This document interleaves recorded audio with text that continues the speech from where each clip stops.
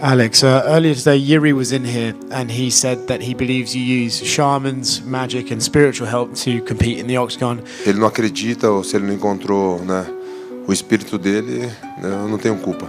Well, everybody have their own spirits. We're not only made of flesh and bone. I found mine. If he did not found his, or if he does not believe, it's not my fault. Like right now, this is my challenge to him. If we can fight in a clear way in this case, yeah, to be not without like some another things, some whatever.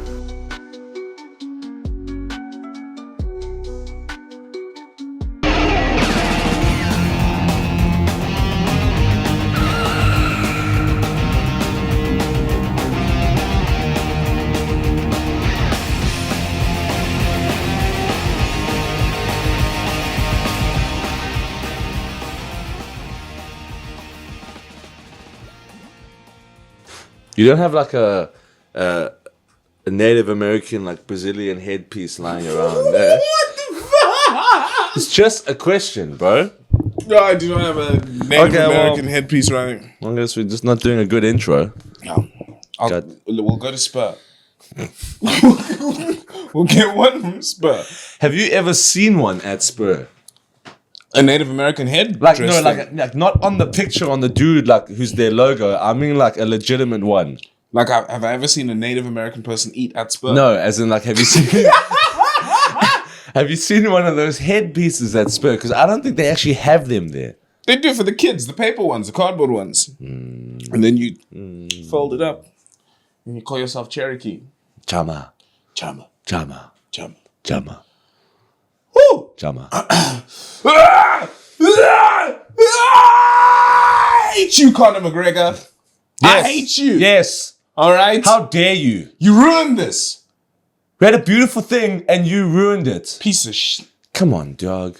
Be better. But you know what?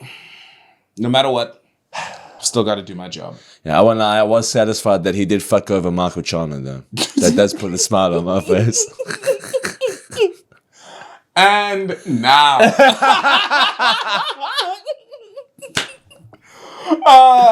Woo! Ladies and gentlemen, we have another episode of INCS on MMA.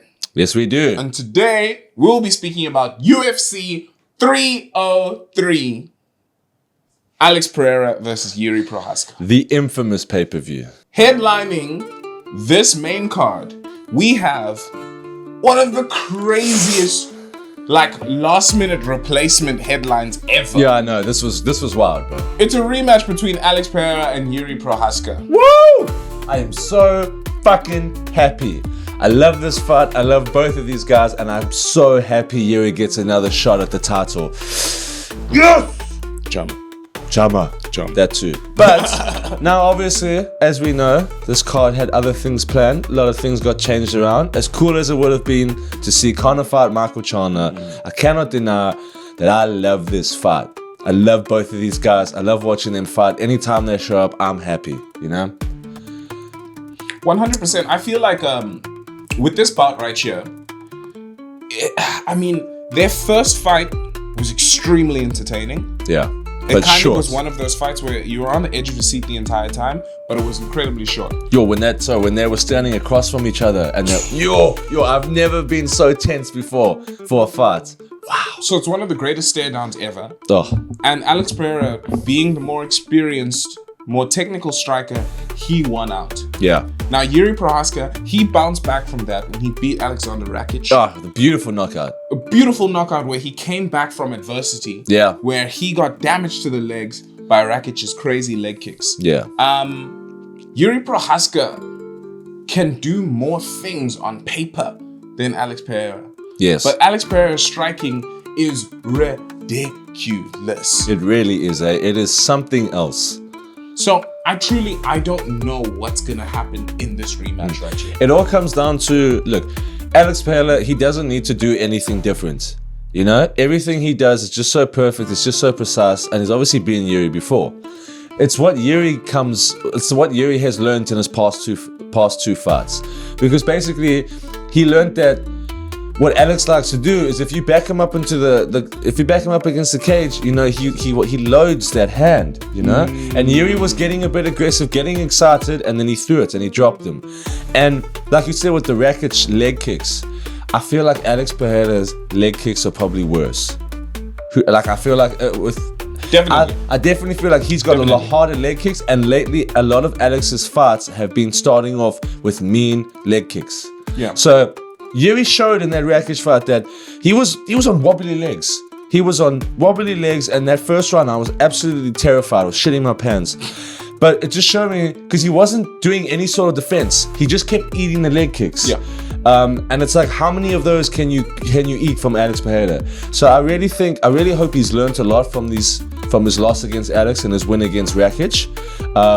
But there's not much to say, because either way, I'm gonna be losing my voice screaming at the TV, bro. Oh! Another factor that we need to speak about for this one is Alex Pereira, 2 weeks coming out of the fight, Yeah. weighed 227 pounds. Oh, okay. I didn't actually know this. He has to cut 22 pounds Oh. in 2 weeks. Yeah, but he's superhuman, dude. That is true, but that is definitely something to mention. And both men are taking the fight on less than a month's notice. And one thing to add to your point, Jiri has also said on paper, like his last fight with Rakic, he sits at this weight naturally. Yeah. Making light heavyweight for him, he doesn't have to cut much.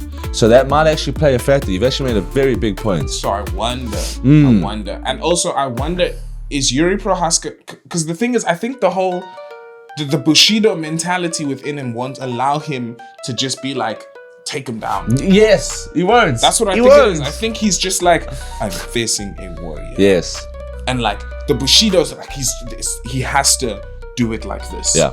Like, so Exactly. I'm really, really excited to watch this one. I think it's gonna be fireworks. I think it's gonna be insane. Now moving on to our co-main, a fight that wasn't even on this card, that just came out of nowhere. I was totally taken back by this. We've got a featherweight bout between the 3rd ranked Brian Ortega and the 14th ranked Diego Lopez. Now this blew me away, this fight being put together.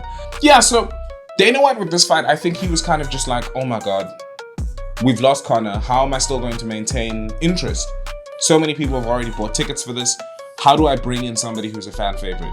So they bring in Brian Ortega against a new, exciting guy in Diego Lopez. Diego Lopez has been doing everything well, striking well, submitting guys. He has been doing everything well, and he's going up against a seasoned veteran in the featherweight division in Brian Ortega. In addition to this, let's remember the fact that it's going to be a matchup of two extremely well-rounded individuals. Oh yeah.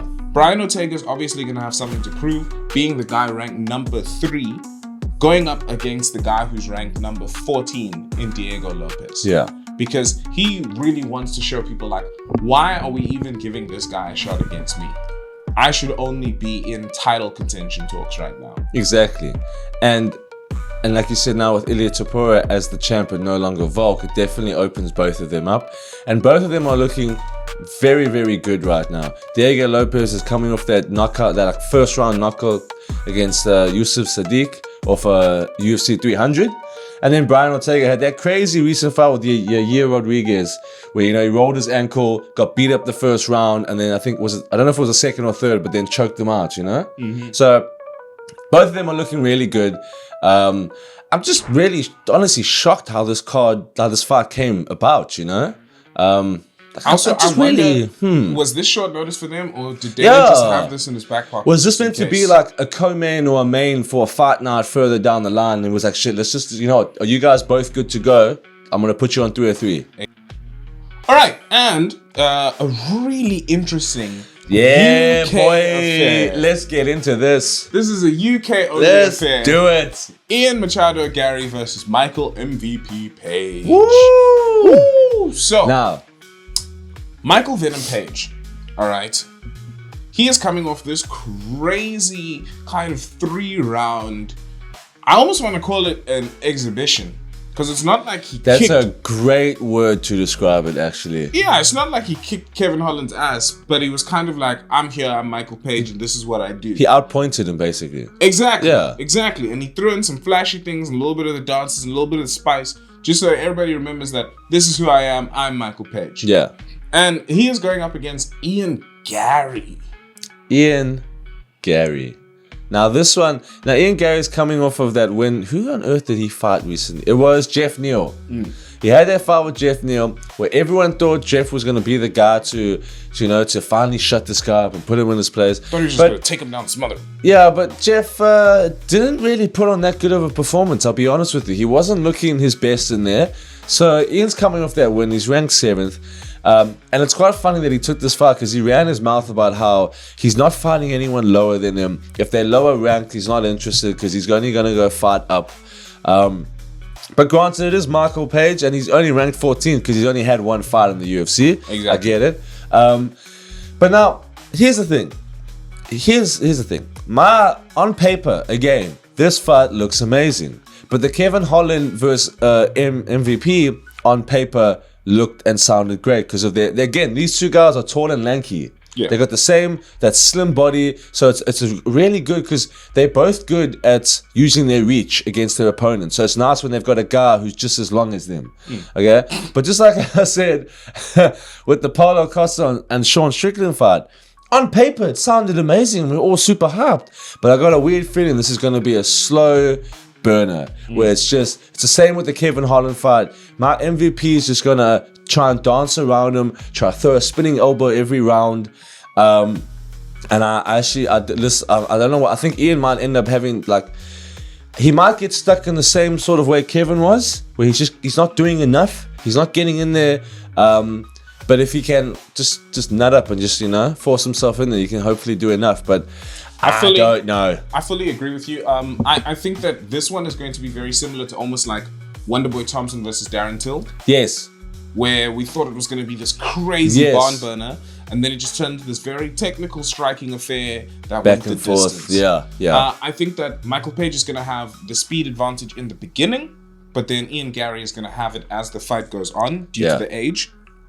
And just the number of fights that Michael Page has had, I think as the fight goes on, it favors Ian Garry a little bit more. It does. I do not think that there's going to be a knockout, but if there is, it's going to be fucking spectacular. Yeah, I fully agree with you. I don't think there's going to be a knockout, but if it does, someone's falling asleep before they hit the canvas. One of those just exactly. Ones.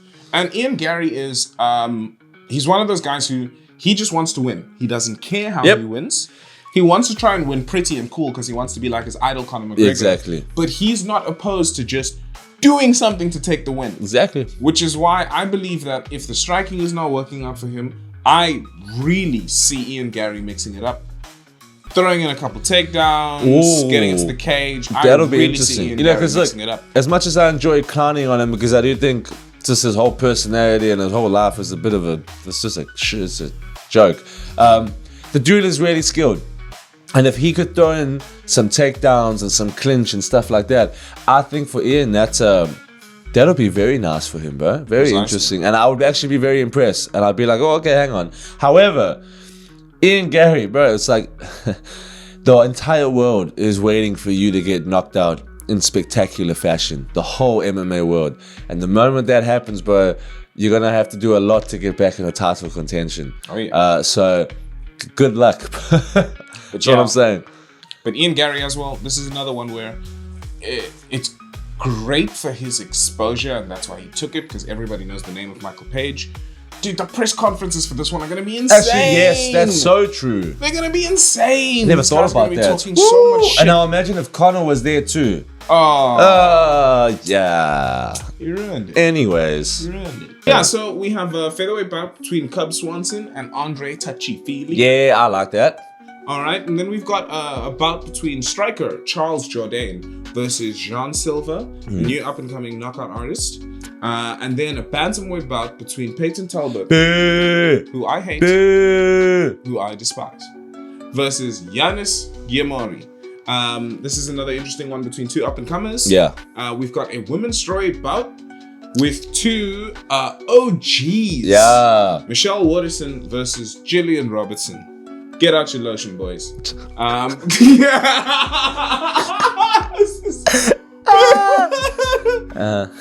have a heavyweight bout between Andre Arlovski versus Martin Butte.